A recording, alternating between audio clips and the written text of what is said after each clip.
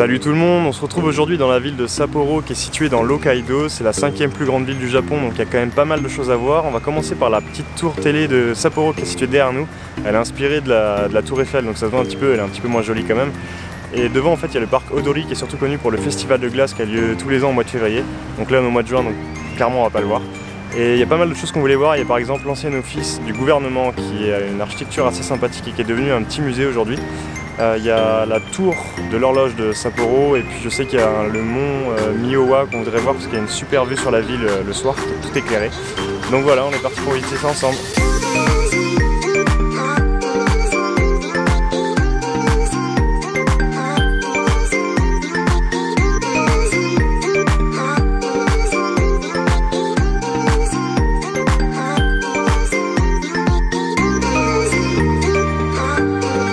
C'est quand même une représentation assez grossière de la tour Eiffel, c'est pas non plus ultra poussé, on voit bien que la base elle est beaucoup plus simplifiée, etc. Je pense pas qu'on va monter dedans parce qu'elle est pas très haute non plus et qu'on a vu juste sur le parc Odori, mais ça reste sympa à voir, c'est partie patrimoine de la ville.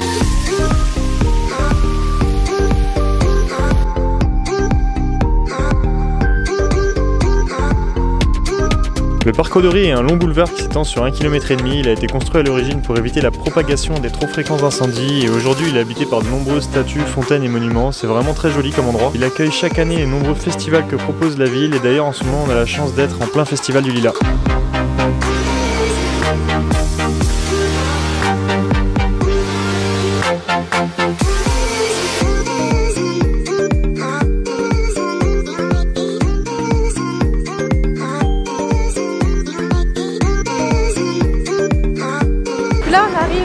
Devant la tour de l'horloge de Sapporo. Elle a été construite en 1878 par l'aide américaine, c'est pour ça qu'elle ressemble tellement à une structure occidentale.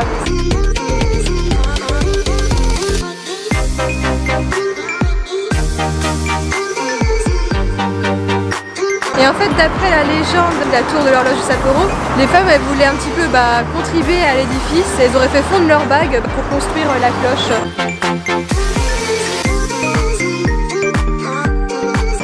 Là, ce que vous pouvez voir en haut, c'est une petite étoile rouge. On la retrouve souvent sur les vieux bâtiments d'Hokkaido, en tout cas de Sapporo. Et en fait, c'est le symbole des pionniers d'Hokkaido. Il me semble qu'on les retrouve aussi sur la bière de Sapporo. Alors en fait, là, on arrive à l'ancien office du gouvernement. Le bâtiment, il est vraiment joli. L'architecture fait encore une fois un petit peu américaine. Il y a un joli parc tout autour qu'on va aller voir. Et je sais que le bâtiment, maintenant, c'est devenu un musée. Donc je sais pas exactement de quoi. Il y a l'air d'avoir pas mal de petites choses dedans.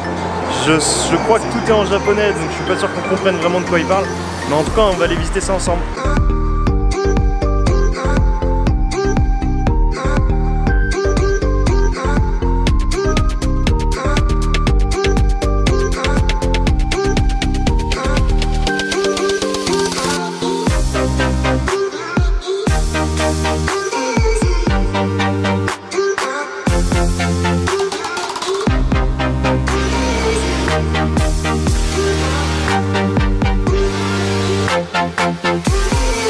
Alors on était à Okinawa la semaine dernière, ça faisait vraiment été, il faisait 35 degrés, là maintenant à Sapporo on est au début du mois de juin, il fait genre 17-19 degrés, ça ressemble vraiment encore au début du printemps, donc il y a quand même un décalage entre le nord et le sud du Japon, c'est assez incroyable.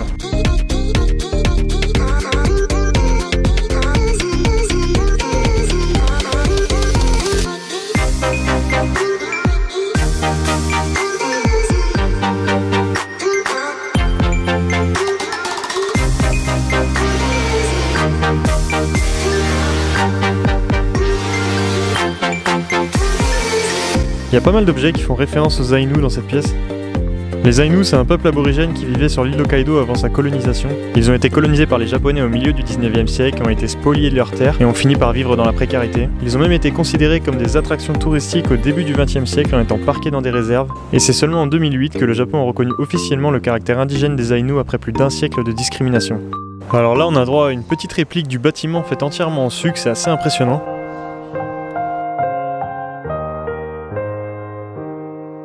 Le niveau de détail, c'est vraiment stylé.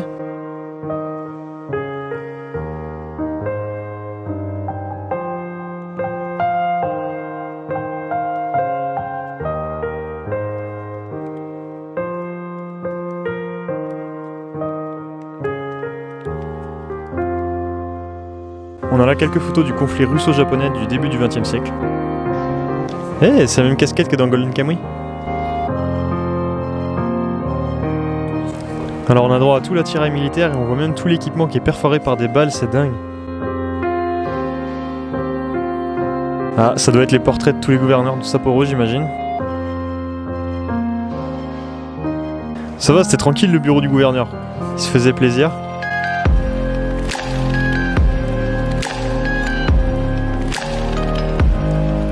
Alors du coup le bâtiment, l'office du gouvernement, c'est plutôt sympa dedans, c'est une sorte de musée qui parle un petit peu des Ainu, des gouverneurs qu'il y a eu à Sapporo et un petit peu de l'histoire de Sapporo. Alors, on comprend pas tout parce que les trois quarts des choses sont en japonais, il n'y a pas grand chose en anglais donc c'est assez difficile de comprendre de quoi ça parle. Par contre c'est assez joli dedans. Et puis sinon ce qui est vraiment intéressant à cet endroit là c'est le parc autour qui est hyper fleuri, il y a un petit étang qui est super joli, il y a des petits canards qui nagent et puis tout le parc est fleuri en fait donc c'est vraiment beau.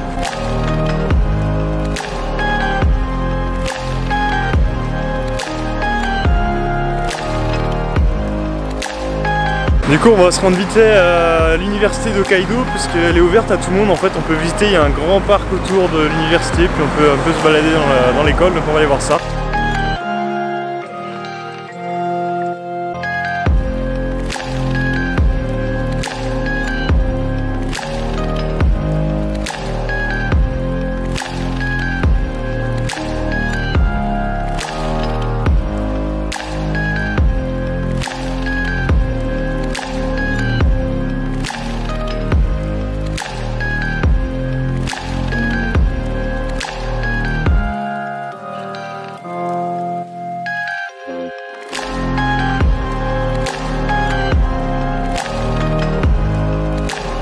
Les bâtiments de l'université, du coup, ils ont vraiment une architecture qui est beaucoup plus américaine que japonaise. Du coup, ça change, ça donne un style quand même, elle est vraiment sympa. Alors, t'aurais aimé avoir une fac comme ça?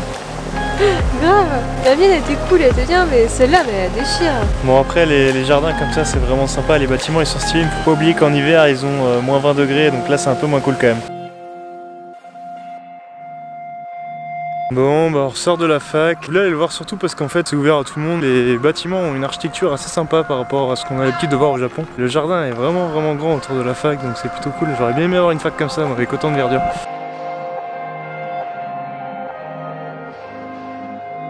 Donc là, on arrive dans le quartier de Susukino. C'est le quartier où il y a pas mal de commerces et de restaurants dans la ville.